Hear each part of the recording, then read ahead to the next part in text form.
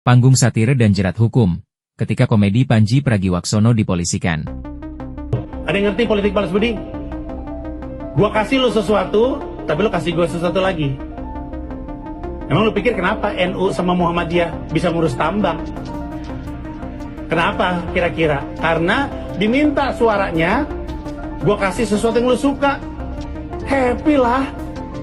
Ormas agama ngurus tambang, happy lah. Dan biar kita adil, sebenarnya nggak cuma ormas Islam aja, semua ormas agama ditawarin, tapi agama lain nolak. Ormas Islam, alhamdulillah rezeki anak soleh, kata dia. Masa ditolak? Hah? Ini pasti karena aku rajin sholat. Rezeki anak soleh nih. Ya ambil guys.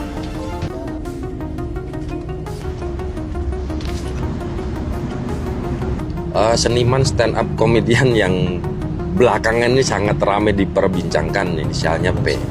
Beliau merendahkan, memfitnah, dan cenderung menimbulkan kegaduhan di ruang media dan memecah belah bangsa gitu, menimbulkan keresahan terhadap khususnya kami sebagai anak muda Nahdliyin, pun juga teman saya sebagai aliansi muda Muhammadiyah. Dan kali ini kami menganggap bahwa yang saya laporkan ini, oknum terlapor ini, bahwa saya menganggap dia telah menebarkan isu-isu yang kurang positif gitu, telah merendahkan, menfitnah khususnya organisasi keislaman yang terbesar di Indonesia yaitu NU dan Muhammadiyah.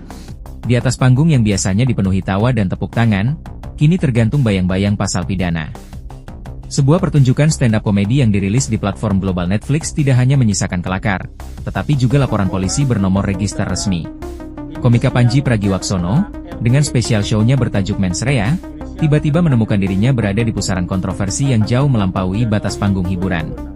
Laporan yang dilayangkan pada awal Januari 2026 itu, dengan tegas menyeret dunia satire ke dalam ranah hukum yang serius dan berpotensi memidana, memaksa kita untuk mempertanyakan di mana sebenarnya garis pemisah antara kebebasan berekspresi seni dan penghinaan yang dapat dijerat hukum. Laporan tersebut diajukan oleh perwakilan dari dua organisasi kemasyarakatan terbesar di Indonesia, yaitu Angkatan Muda Nahdlatul Ulama, NU, bersama Aliansi Muda Muhammadiyah. Pelapor, Rizky Abdurrahman Wahid, yang mengaku sebagai Presidium Angkatan Muda NU, menyatakan bahwa materi komedi Pandji telah melampaui batas satir yang wajar. Ia menilai pernyataan Pandji merendahkan, memfitnah, dan cenderung menimbulkan kegaduhan di ruang publik serta berpotensi memecah belah bangsa. Keresahan khususnya ditujukan pada narasi yang dianggap mereduksi nilai-nilai keislaman dan menyinggung integritas organisasi keagamaan.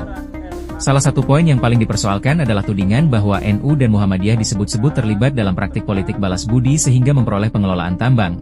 Sebuah pernyataan yang bagi pelapor sangat melukai dan menyesatkan. Menanggapi laporan ini, kepolisian melalui Polda Metro Jaya menyatakan akan menindaklanjutinya secara profesional dan transparan. Kabid Humas Polda Metro Jaya, Kombes Budi Hermanto, mengimbau masyarakat untuk tenang dan tidak menyebarkan informasi yang belum terverifikasi sembari memastikan proses hukum akan berjalan proporsional. Barang bukti yang diserahkan, termasuk flash disk berisi rekaman pertunjukan, screenshot, dan dokumen pendukung, tengah dianalisis. Pandji sendiri dikabarkan akan segera dipanggil untuk dimintai klarifikasi, meski jadwal pastinya masih dalam proses penjadwalan. Laporan ini diproses dengan menggunakan ketentuan Kitab Undang-Undang Hukum Pidana, KUHP, baru, menjerat pasal 300 dan atau 301 tentang penghasutan dan penistaan agama, serta pasal 242 dan atau 243 terkait ujaran kebencian. Namun, gelombang reaksi tidak hanya datang dari pihak kepolisian dan pelapor. Suara kritik tajam terhadap langkah hukum ini justru muncul dari para pakar dan lembaga pemantau hak asasi manusia. Pakar Hukum Pidana Universitas Trisakti, Abdul Fikar Hajar, secara terbuka menyatakan bahwa pelaporan ini adalah tindakan yang lebay atau berlebihan. Fikar berpendapat bahwa persoalan yang muncul dari ekspresi seni semestinya diselesaikan dengan pendekatan dialogis terlebih dahulu, misalnya dengan mengundang sang komika untuk berdiskusi dan mencari titik kesepahaman, bukan langsung membawanya ke ranah hukum pidana. Ia mengkhawatirkan bahwa jika laporan semacam ini difasilitasi, hal itu justru akan membunuh dunia kreasi seni dan menjadi pemasungan bagi perkembangan seni di Indonesia. Kekhawatiran serupa disuarakan dengan lantang oleh Lembaga Bantuan Hukum, LBH, Jakarta. Dalam pernyataan sikap resminya, LBH Jakarta menegaskan bahwa materi Mens Rea bukan merupakan tindak pidana dan pelaporan terhadap Pandji adalah bentuk potensial dari kriminalisasi kebebasan berekspresi. Mereka menilai laporan ini lebih bernuansa politis dan represif, serta berpotensi menciptakan chilling effect, efek rasa takut, yang akan menyensor diri sendiri bagi seluruh masyarakat yang ingin menyampaikan kritik. Lebih Jakarta mendesak Kapolri untuk menghentikan proses hukum ini dan mengingatkan bahwa kriminalisasi terhadap ekspresi seni adalah pelanggaran hak asasi manusia yang dijamin oleh konstitusi. Desakan ini diamini oleh Direktur Amnesty International Indonesia, Usman Hamid, yang menegaskan bahwa konteks pertunjukan komedi harus dipisahkan dari pidato politik, dan mempidanakan komedian adalah bentuk pembungkaman. Ironisnya, di tengah panasnya kontroversi yang menyebut-nyebut nama dua ormas besar, tampaknya ada pemisahan jarak antara pelapor dengan struktur resmi organisasi. Pimpinan Pusat NU, PBNU, dan Muhammadiyah dilaporkan menyatakan tidak terlibat dalam inisiatif pelaporan yang dilakukan oleh kelompok mudanya tersebut. Sementara itu, sang komika yang menjadi pusat badai, Panji Pragiwaksono, menyikapi situasi ini dengan tenang dari jauh. Melalui akun media sosialnya, ia mengaku sedang berada di New York dan dalam kondisi baik-baik saja, sembari menyampaikan terima kasih atas dukungan publik. Ia pun menyadari sepenuhnya bahwa materinya memang tidak akan disukai oleh semua pihak, sebuah risiko yang ia terima sebagai bagian dari dunia komedi yang digelutinya. Kasus ini meninggalkan kita dengan sebuah pertanyaan reflektif yang dalam, kemanakah arah wajah demokrasi kita jika ruang untuk mengolok-olok, menyindir, dan mengkritik, yang merupakan jantung dari tradisi satire, semakin menyempit oleh jerat pasal-pasal karet? Insiden ini bukan sekadar tentang seorang Panji Pragiwaksono melawan sekelompok pemuda. Ini adalah ujian nyata bagi komitmen bangsa terhadap kebebasan berekspresi.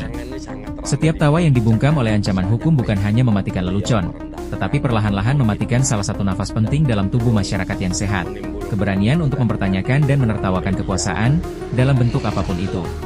Masa depan dialog publik kita mungkin ditentukan oleh bagaimana kita menyikapi persimpangan antara panggung komedi yang belak-belakan dengan pintu depan kantor polisi yang berwibawa ini.